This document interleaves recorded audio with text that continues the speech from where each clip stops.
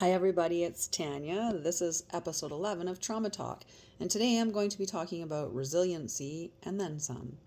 So, what is resiliency? Well, resiliency is our ability to bounce back. It's how we handle stressors, it's how we recover from difficulties. It's when you get your nervous system into an elevated state and you bring it back down into balance. It's how we recover from illness and injury. It's how we recover. So, some of us are naturally more resilient than others. We're born with it in a way. I wasn't born with it. I definitely was not born with an enormous amount of resilience. I was definitely born with an enormous amount of persistence, though, and that works out as well. So, where does it come from? Where does resilience come from? When we talk about being born with it, that means that during your pregnancy and birth, that you weren't traumatized, that you had safe passage. When your parents are from traumatized environments, that gets passed to you in the womb.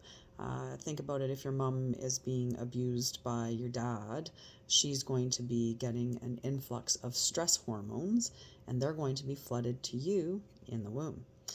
You're also going to be noticing yelling, the fear in your mom, all these things. So it's understandable how those things can get transferred to us through birth.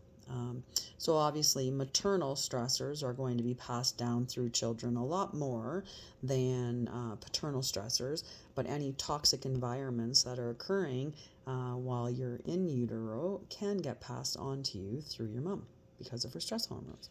So, when our parents fight, that's what happens. But also when we're not in utero anymore, if we've had a traumatic birth. So if at the moment of birth, there were difficulties that led to a significantly trauma birth, and maybe you didn't get to latch onto your mom soon enough, you didn't get skin on skin contact, or you were put into an incubator, all of those things create stress because that's not the normal course of things. When you're born, you're supposed to be taken out of your mom and laid on her chest, skin to skin, and bond in those moments. And your mom has all kinds of wonderful things on her skin, and the affection and love and warmth is all there. When you get pulled out and you get taken and put in weighed and incubated and all of that stuff, you miss out on that connection. So that also will take away from your resiliency. As small children, pre-verbal, when we're still in the process of developing our nervous system, right? When we're developing our habits and our routines and we're learning to regulate and soothe ourselves, if we're being traumatized during those times, well, then we're not creating healthy habits and we're definitely not regulating our nervous system. So we end up coming out of childhood with dysregulated nervous systems. So that definitely doesn't help us be resilient. So, when we store, if the trauma is suffered significantly enough, or if it's a very, very impactful trauma all at once, um, in order to protect ourselves from shattering, what we end up doing is we store the trauma in our body and we block out the memories in our minds, right? We'll shut off, we'll keep ourselves protected. If that memory is too traumatic, we make you forget. You don't really forget, it's just kind of in a dark folder. Has been redacted. But when you store that emotion into the body, right? But we become unable or a little bit more difficult a little more difficulties in experiencing or acknowledging what emotions we have because we've done that separation. So anyway, each step along the way, any traumas that we experience also have the potential to break the chain that we have built of resiliency. Because if I'm, say, a healthy person all the way through life, and then I suffer, unfortunately, say I got held up at gunpoint, all of a sudden I become very scared and I start putting more and more locks on my doors, and I'm living with my PTSD, right? It happens to a lot of people. When they get into that situation, their resiliency level isn't the same as it was previous, and they could have been perfectly resilient up to that point. Okay, so nobody is without the potential to become to lose resilience. It's just that some of us start off with a much better basis of it. So, when we're talking about these individuals, they were fortunate enough to escape trauma, and they didn't have the intergenerational traumas that typically occur. So, where your mom where your mom was traumatized and maybe had unhealthy coping habits already established, or in situations like I explained where there's ongoing traumas between your parents, those things get passed down in utero intergenerationally, or they get passed down as we're children because of how we're taught. We're taught those habits, right? When something happens in a parent's life who has been traumatized, they may lead with a victimized brain. When you get a speeding ticket, instead of acknowledging I was speeding, and I was doing what I shouldn't have been doing, so I'm going to take that ticket, somebody that maybe is traumatized would be like, oh, it's the cop's fault, right? Because it's that victim mentality. So we hear that and learn that, and we think that that's the acceptable way to be. But that ends up causing us to not be resilient either, all of those negative coping habits. So these individuals that have been raised in those good environments, the safe and secure, and were taught appropriate coping habits, they routinely make choices that support their mental health. They feel secure. Get your nose, kiss a fool. They feel secure and safe. They tend to think rationally while supporting their emotional well-being, so they're not shut off from either aspect, right? Some of us become too emotional, we're very sensitive, and then others of us become very shut off, and we come across very cold and calculated. And that's because our minds and bodies aren't speaking together, or our heart and brain, if we want to do it more in a different way. So when they also create boundaries is a huge thing, and they enforce them to protect themselves from overburden, from disrespect, from negativity. And like I said, no one is impervious at any age, because at any point something can exceed your limitations and create burnout of your resiliency. It's just what levels that you can handle is what distinguishes how much resiliency you have. So resiliency is your ability to bounce back. It's derived from having healthy habits. So those healthy habits also include the ability to identify early changes in your emotions or behavior that indicate that your stress level is rising and it requires attention. So this can lead to learning behaviors such as setting boundaries and standing up for yourself, but it can also, I just want to make sure that I'm actually including everything that was in my blog too. Standing up for oneself and doing things that are in alignment with you. So if I am, we do it all the time with partners, and I'll give a small little one that really has no big bearing. But let's say I am a girly girl and I like frills and stuff like that, but I get into a partnership with somebody who is into drag racing, and so then all of a sudden I'm like, yeah, drag racing, because that's what they like. So I start to talk and say that I like that. Next thing you know, I'm starting to wear, Formula One shirts and stuff like that, all the while feeling uncomfortable or off or just not good, because that's not me. That's not who I am. And I know that's a really small one to talk about, like a distinction between, liking something frilly and race cars. But we do it on a larger scale. And we also do it significantly on these small scales, which slowly erode away at ourselves. And when you're not living authentic to yourself, then that means you're living according to somebody else's view or somebody else's belief or somebody else's input on your life. And that's never good for your resiliency. Because what do we do when we're living for somebody else? We take on more than we can handle. We don't say no when we should. We don't ask for help when we need to. We do all of these silly things, and it's better for us to just pay attention a little more. So when we are in alignment with ourselves, we love ourselves and we do what is best for our well-being. We make sure we get proper rest, which is an important factor in staving off burnout. It really is. We think we're resting, but we're not, and I'll go into that in more depth in a moment. We need to get proper rest because it staves off breakout and burnout. And when we get appropriate rest, we're able to expend more energy, right? You have to think about your system kind of like a car. If you don't continually refill the tank with gas, the car runs out and it doesn't go ever again. So you consistently have to be feeding it more nutrition.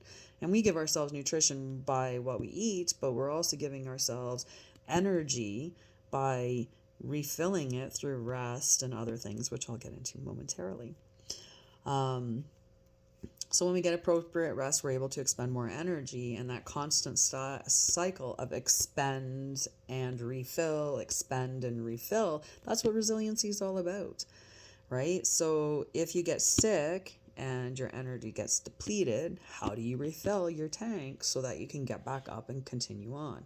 If you are overworked or you're feeling stress levels start to increase, what do you do to compensate or to bring yourself back down, right? What are you doing that's helping you to get back into that balanced state that you need to be in? Because that's where recovery happens. That's where we can go forward and go back out into the world and offer ourselves up some more. So, when you have a high level of resiliency, you pay attention to that energy that you're putting yourself out, and you refill yourself regularly with good, positive, healthy energy.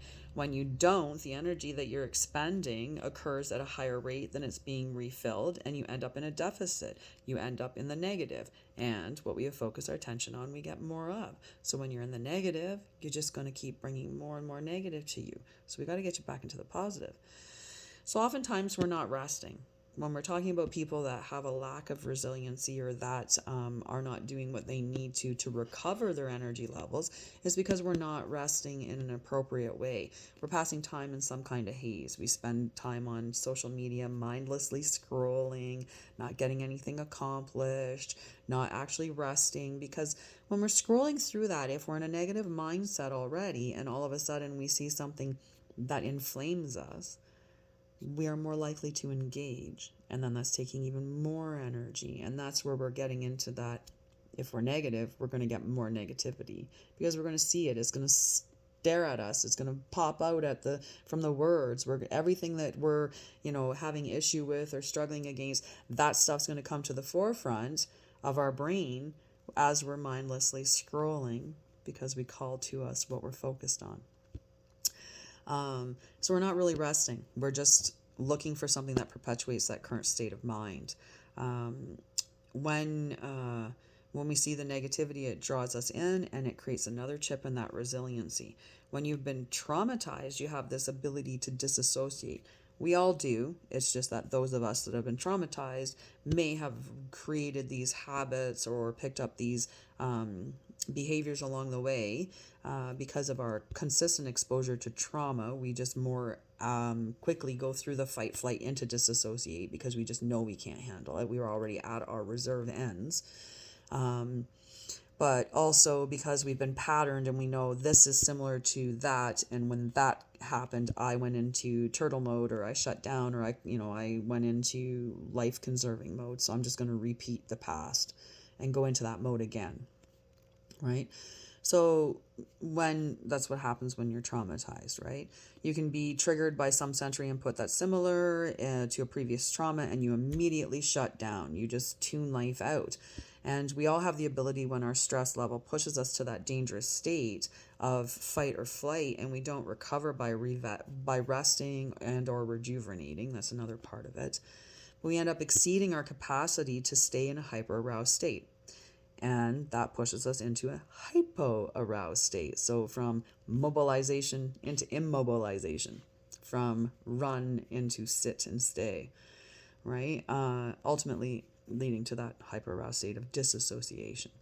So to put it another way, you cannot continuously fight something, or you cannot continuously run away from it. We can't. We have to take a rest at some point, because we cannot run forever and we cannot fight forever. So when we get to the point where we can't do it anymore, we shut down, because the only thing we can hope for then is if we turtle or if we play dead, that maybe, just maybe, whatever's chasing us or whatever we're fighting will think that it's won, and it'll just leave us alone. There is another one that we do where we placate, or like we be like really nice and kind and soothing, and we do everything that they need. People pleasing, like high level of people pleasing. Oftentimes that's done because you it was easier to go along with it than fight against it. So you go into almost a submissive or a mirroring stance, because if you are the same as them, they won't attack you or hurt you, or if you don't resist, it won't hurt as much. So that's where the fawning comes from. But anyway, when you think about burnout, the event occurs when the individual has been running for too long on empty and they didn't refill their tank. You might be, say you're running at a quarter of a tank and you need to really get it up to full, but you're only putting it back to half because, you slept, but it wasn't really great sleep overnight, and you got up in the morning and you're still slightly fatigued. You didn't do anything to rejuvenate. Maybe you spent your time, watching TV that just maybe caused a little more stress in your system you didn't really see or acknowledge, because if it's a light enough level of stress, you're so used to it, you don't even notice it anymore.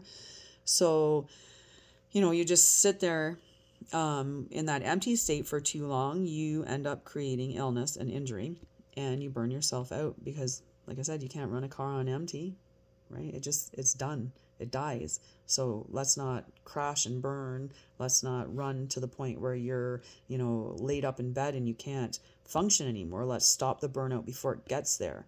Trust me, you don't want to go down that route. I've been there. It's a slow rate of recovery from the bottom, right? When you're getting off your back, it's a harder climb than if you're getting from your knees, or if you're getting from a squatted position, or if you're getting from just a slow walk.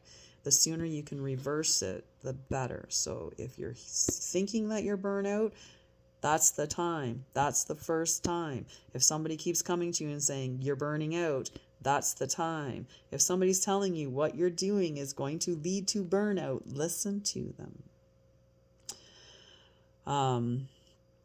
So anyway, it's also easy to draw a conclusion that those of us who experience traumas and who manage mental health issues such as anxiety and depression would be more at risk of burnout. And it's true. And it's because we were left to cope on our own, and oftentimes patterned, our parents who also had poor coping habits, or we adopted these coping habits as survival methods, techniques to get us affection or attention or needs met, or we avoided and pushed away because we had to, because we didn't want to get beaten or hurt, right? So there was that push away and that pull too, right? Though that anxiety and depression and those coping, like that came out of childhood trauma or trauma at any point in time, they make us less resilient currently. That doesn't mean that you're not strong. You are so very, very strong. You're strong because every day you get up and carry that, and you work and you push yourself through and you take care of your life. And some of us do a really amazing, outstanding job and nobody would even know. Nobody would even know, right? Most times people don't know the battles that are going on inside our minds. They have no idea what we are fighting against day after day after day. Even in this situation, you can look at me on social media and you can say, wow, that girl's got it together. She's amazing, or whatever you want to derive from what my feed is. But how hard is it to throw together a half an hour worth of stuff in one day and then collapse into a pile for the rest of it? Right? But people don't think about that. They see what they want to see and they believe what they believe. You're the one that's compensating or coping on the inside. And I know from having coped on the inside myself, it's tough work. It's a hard thing to do, to go to work and manage all the stressors of work, all the stressors of life, while having had poor coping habits and mental health issues derived from trauma. So before you get burnt out, let's do something about that to change it, right? So because we didn't get the feelings of safety and protection, love and kindness, or help navigating our complex emotions and situations, we have lower resiliency. We did not learn to create healthy boundaries. We did not. So an example of a healthy boundary, when our boss asks us to take on more work, like a good little boy or girl, we're like, yep, sure, give me more. We happily oblige, right? We didn't learn that part of managing our mental health is to say no, that we are reaching an overwhelmed state, or that it's too much, or, is there any way that, maybe someone else can help with you, right? Maybe it's about sharing the load because it's too much all on your own, right? And we also did not learn that part of managing our mental health is managing our nutrition and movement. So when we get stressed out, we start to eat even more poorly, which then leads to even more issues with causing burnout and breakdown and health issues, right? And there's lots of evidence that sugar and processed foods and food colorings and all of those things are bad for our health, our mental health, our physical health. It's just bad for us. But we didn't learn that. We probably were raised, a lot of us, in homes where we weren't eating necessarily the best nutrition, or didn't have the best guidelines set for us about movement or exercise, right? That's often a part of it as well. So we learned by examples, by parents who were more often than not, traumatized themselves, because oftentimes trauma comes from trauma. Hurt people hurt people. It's a common statement. Hurt people hurt people, right? We learned to complain. We learned to blame. We learned to guilt. We learned to shame. We learned all of these negative coping habits: avoidance, denial, fawning, manipulating, shutting down, being uncaring. And I laid the words out like that on purpose, because when you look at avoidance and denial, fawning and manipulating, shutting down and uncaring, they're pairs. And the way we behave now in avoidance often is generated because we were treated as children, or during our traumas, in a denied sense. We were denied care. We were denied those needed or necessities of life. We were denied, somebody compassionately holding us when we were crying.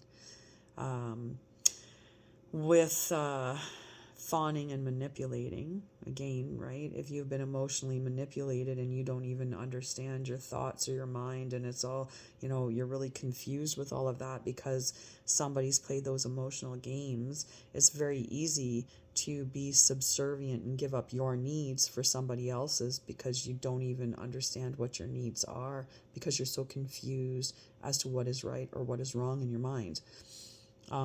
With shutting down and uncaring. So when we get into like disassociating and stuff, if your parents were uncaring, or you didn't get the love that you needed at certain points, you can be left to feel like, well, love's not even there, or I'm not lovable, or I'm unworthy.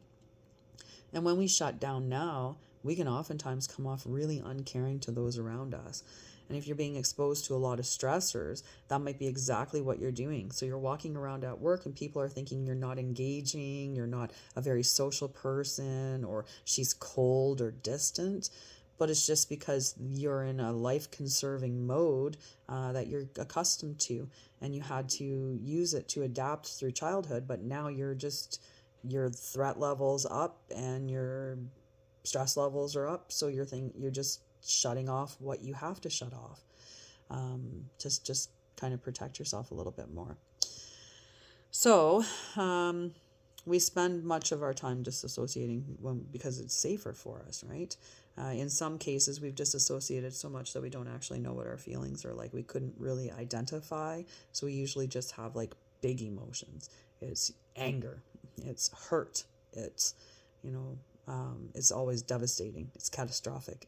They're big emotions, because we haven't spent enough time in our bodies. We've spent too much time in our head, separated from our bodies, disassociated, right? So we don't understand what our bodies are feeling, and that's a big part of learning it. We have to get back in tune with our bodies, and it's hard to be resilient when your traumas affect you in such a deep and profound and impactful ways in your day-to-day life.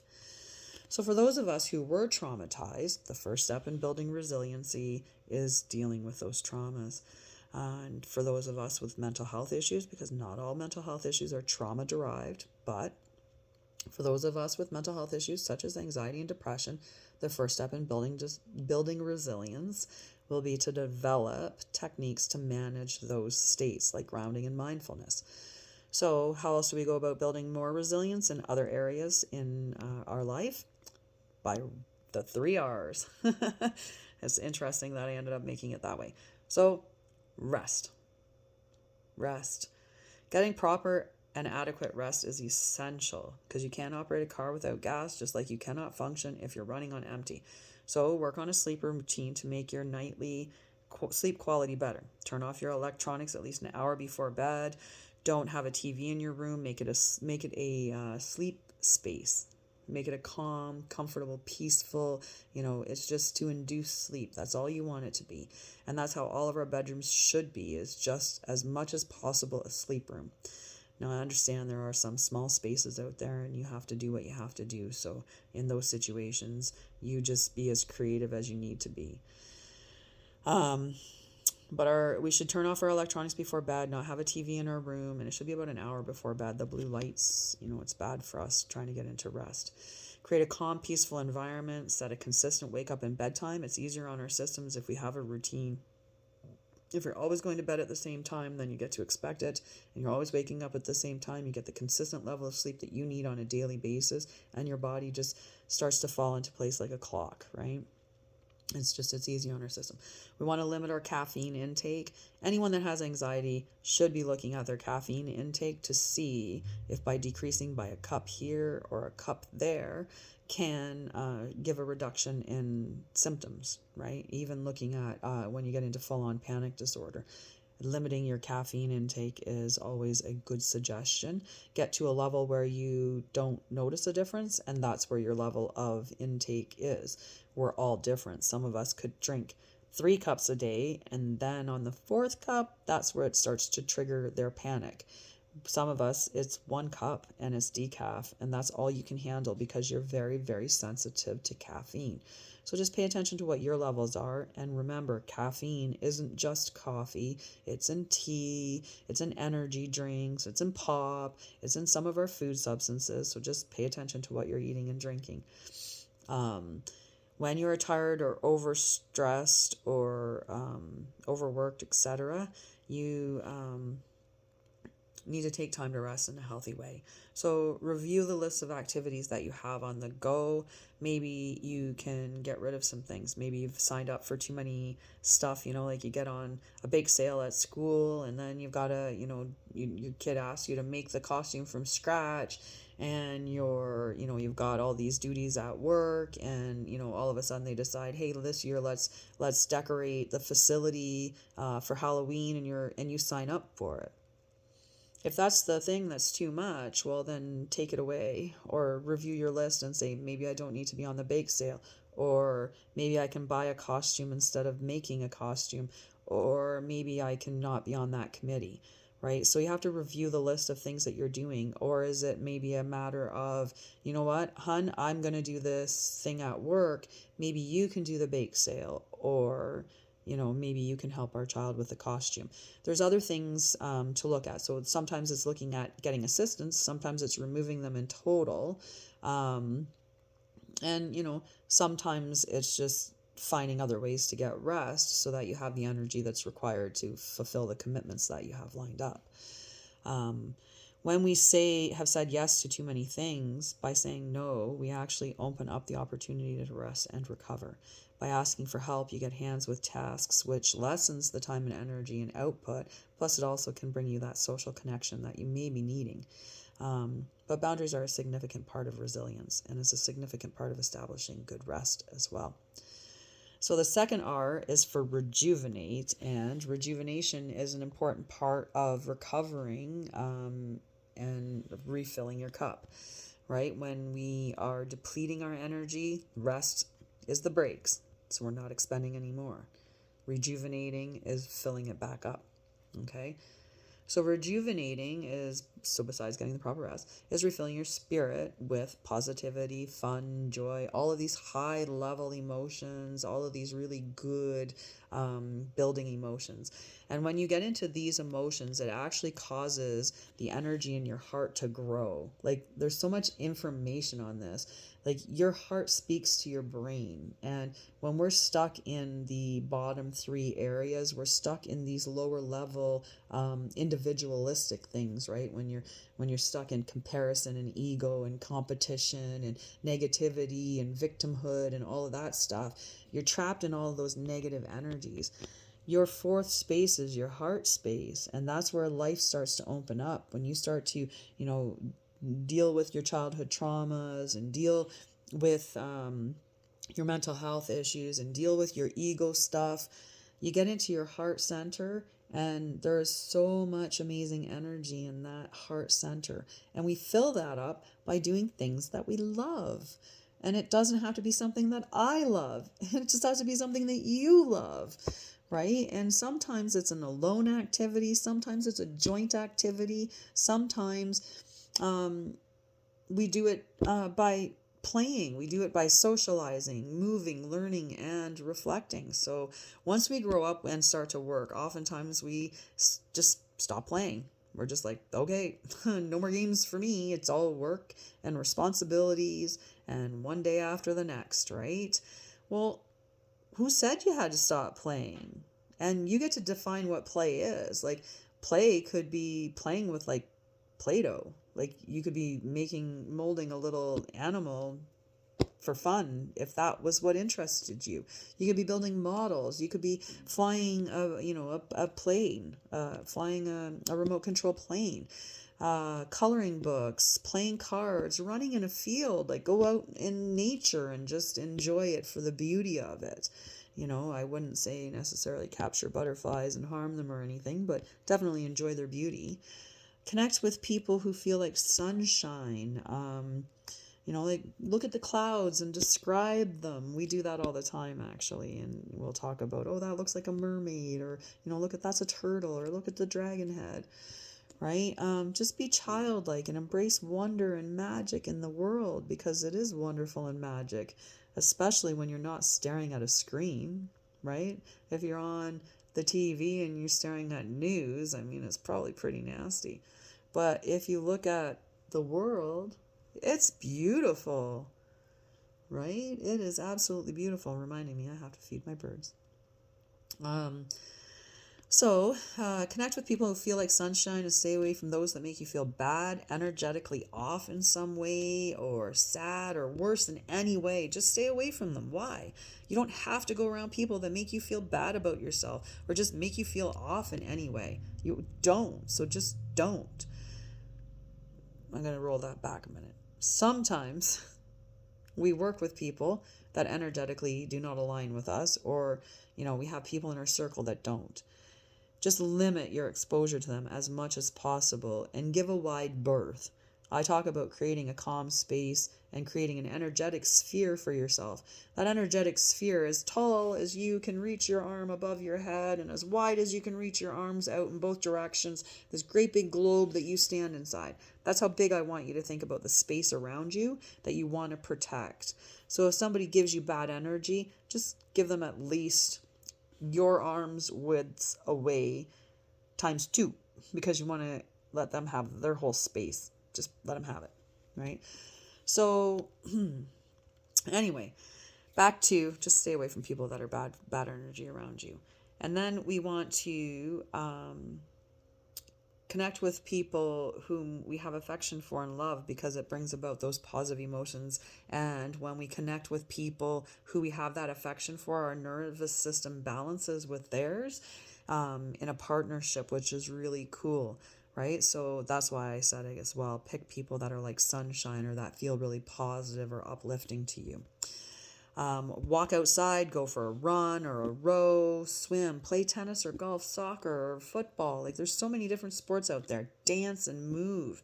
When we expend energy in activities that promote our physical health, it improves our mental health, and it has a rebound effect of increasing our energy over time.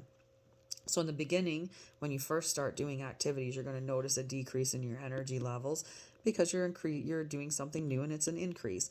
But after a little bit, your system accommodates for it, and then you end up having more energy than you had even previously. So keep with it to get to that next energy stage, right? Dance is a fantastic activity because it incorporates movement and music. It really pulls in all three. I talk about, my company's Mind, Body, Spirit, Healthy. And the reason why I came up with that is because when I was recovering, I realized how, in order to be healthy, if I chose the healthy practices for my mind and the healthy practices for my spirit and the healthy practices for my body, I would be healthy and I would be free of mental health issues. And it's true. But you have to live each day with intention and purpose, and you have to make those choices in every moment. So you have to be thinking, instead of sitting, can I be standing? So for a small example, when I was recovering, I did a lot of singing, and I was sitting for long periods of time singing. So what did I do to fix that? I lifted my TV up, and now I stand and sing, so that the time that I'm spending singing is also time that I can spend moving or dancing. But the other bonus about dancing and music, because it has that emotional connection to your body, it has memory association, because we tie a lot of memories to our other senses. So smell's another one. But music, we know we can hear a song and it takes us back to a place and time, right? So if you pick a song that is really uplifting and, that you really, really love and is connected to a wonderful memory, and you dance to it, so you're incorporating movement into it, and your body's feeling good from the good emotions that it's invoking, right? That's such a great way to really rejuvenate your spirit. And they talk about dance like nobody's watching. And you can create a space where you can dance like nobody's watching. Go into a room, close the door where nobody is, make sure the blinds are shut, throw a song on in your earphones or on a radio, and just dance. One song, typically not more than 5 minutes, unless we're getting into Don McLean's American Pie and songs like that, like those really long ones. Most of them are less than 5 minutes. You can find a room and a space to dance for 5 minutes to a song that just lights you up, and dance any way that you feel comfortable, because nobody's looking at you. Just have at it. Great way to refill and to rejuvenate when you're dealing with, feeling low energy. So got to figure out where I left off, because I want to make sure that I continue with a lot of the other stuff. Right. So dance, feel, and enjoy. We covered that. So learning new tasks is restorative as well, because it makes you feel capable and proud. When you're learning, when you incorporate hobbies and activities that allow you to grow, they are incredibly enriching, and they just fill our soul, right? We always feel better when we grow in an area that we have interest in. Imagine if you're really super interested in learning Spanish, and you'd been paying attention, you'd been learning every night. Instead of going home and spending, say, an hour scrolling on your phone, you decided to go home and spend, some time learning Spanish every night. So you incorporate that as your habit instead. Amazing, right? You're learning, you're growing, you're evolving, and then all of a sudden you run into somebody that speaks Spanish, and you're able to communicate with them, or you're able to hear them or understand them. And that just fills you up even more. Like, there's such a rebound, or, an exponential growth factor when you learn new skills, and how it enriches your life. So it's very rejuvenating to spend your energy on activities that are allowing you to grow and evolve and get better skills and knowledge. And there's no limit to what you can learn. And with the internet now, we can learn everything. I can go on here on the internet and I can learn about, quantum physics, which I do because it's cool. Right? But you could learn about anything. You could learn about transmissions. You could learn about cryptocurrencies. You could learn about trauma and mental health, just like you're doing right now. So just learn new things, expand your knowledge level, and just grow. It's so good. Um, Finally, reflection and introspection. So when we spend time getting to know ourselves, our wants and our needs, our desires and our feelings, we need to do that. We need to allow our stored emotions the freedom to be released in a healthy way.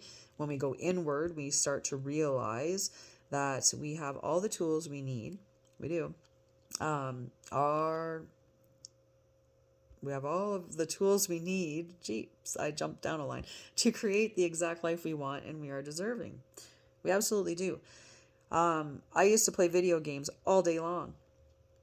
And I would have thought back in that day that everything that I was doing was exactly what I was capable of. And I wouldn't have really questioned whether I was going to do more or change or have a different life.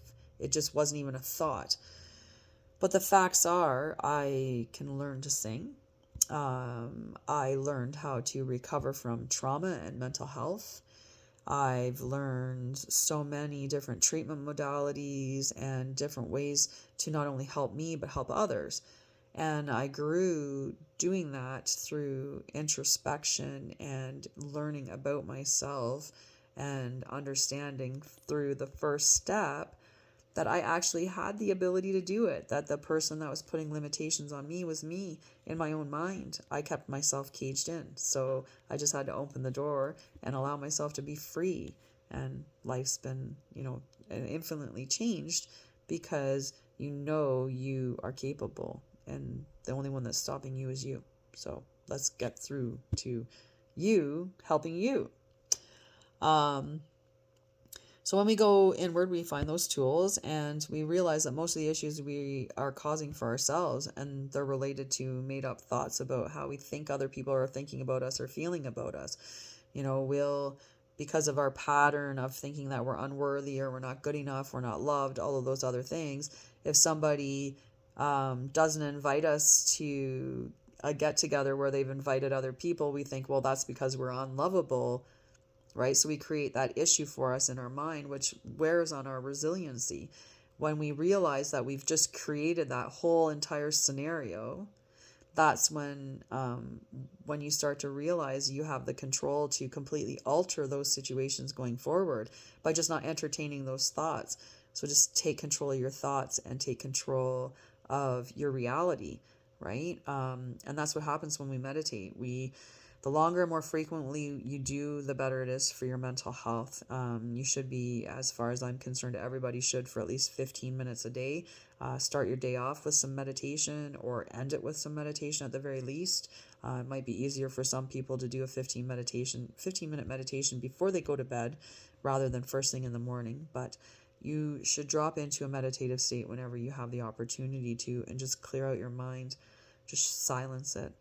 Clear that chatter. And just go into your body and just be silent. Just reflect, right? There are so many studies, and I don't have to reference them, about the benefits and the positive effects of meditation. And we should all know it by now. So mindfulness and grounding practices are also huge parts of of recovery and mental health toolkit. Being resilient involves being able to restore balance to your system, and that's accomplished by getting out of fight or flight and freeze or disassociate states and into that rest or digest state. So by utilizing grounding and mindfulness, including affirmation, mantras, and visualization, you can restore your nervous system state in minutes during a distressing time. The quicker that you can recover to a balanced state, the less energy that you're going to lose, the less risk of decreased immune system leading to illness or injury or inflammation, all of those things happening, right? So it improves your energy level because it takes a lot of energy to be in fight or flight mode, and it takes a lot of energy to be anxious and depressed. So the third R is responsibilities, and this is on the list because we often neglect to give importance to the act that completing tasks, required tasks, is in our life, right? Ticking things off your list is necessary, and it improves your mental health. When we delay or we procrastinate, we cause more anxiety and we expend unnecessary energy. So if you delay sitting down to pay your bills, in the back of your mind, subconsciously, you're creating stress. Because subconsciously, you know the bill's not paid. Subconsciously, you know the effects of not paying the bill. That means that eventually it will become late and overdue, and then it's going to accrue interest charges, and it's going to escalate in the cost, and it's embarrassing or whatever, right? Like there's all these things that generate out of that in your subconscious, whatever thoughts you have around that, right? So when you pay the bill on time, you take that time and set it aside and you deal with your responsibilities and tick them off your lists, you eliminate causing that anxiety and that extra stress in your life, which leads to built up resiliency, right? Same thing with your house, right? Your house needs to be kept up to. Does that mean it has to be institutionally cleaned, like clean like a hospital, or should it be so clean that you can lick off the floors? No, I'm not asking you to be that clean, right? And depending on the level of your mental health, it's going to, and the level of things in your life and your own personal preferences is going to dictate how clean your house is. So just have it as clean as what is good for you, but there is a healthy factor, right? We want to make sure that our house is clean to a healthy level, right? So as you avoid the task, though, it builds up. So if you don't do the dishes the one night, then you have dishes from 2 nights. If you don't do the dishes from the second night, then you have dishes from 3 nights. Not only that, but the dishes from the first night are really caked on now, so it's even harder to wash them. This causes that elevated level of stress and the feeling of overwhelm because the pile keeps getting bigger and bigger. So if you want to do it, the best thing to do is to start it early. And sometimes we get really overwhelmed and everything gets out of control, and then we're stuck with that great big huge pile that we're trying to overcome. Once you get it down to situation 0, try from that point on to really just set aside a bit of time each day, even if it's scheduling an hour from 7 until 8. That time is going to be time spent cleaning and organizing. I have a fly. Got in when I let the dog in. Now I have him. I am going to get him out. So when we tend to our responsibilities in a timely fashion, we save energy because we are not expending it unnecessarily worrying and stressing out or having a bigger mountain to deal with. So therefore, responsibility is on the list of ways to build up your resiliency. When you take care of your responsibilities quickly, then you leave room to not be stressing out about not having completed them. So that's the good news. You can learn to become more resilient. We all can. And I also wanted to add, you are not broken. You are not a broken person.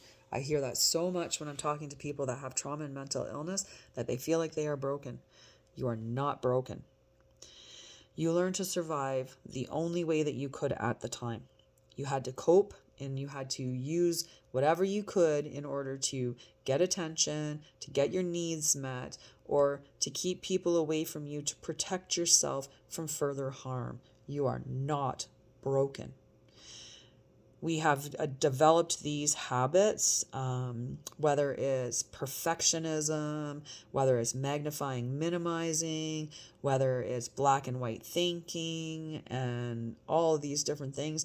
We had them. They were great when we were little kids. They were great at different times in our life to do those things that we needed. But now they just create more toxicity, and they just hurt us more than anything, right? If we were to dramatize something significantly right now as adults, people would get annoyed or frustrated. It might cause harm to our relationship because we blew something out of proportion. As children, when we threw a temper tantrum, we would get attention. Sometimes it wasn't the best attention, but for some of us, some attention was better than no attention, right? Even if it was bad attention. So those habits that protected you and brought you love or attention then don't help you now, and you just need to learn new ones. You're not broken. So join me next week where I will delve into toxic or unhelpful coping habits. I look forward to seeing you then. Anyway, this was episode 11 of Trauma Talk on resiliency. Please sign up and follow me. follow me, follow me, follow me.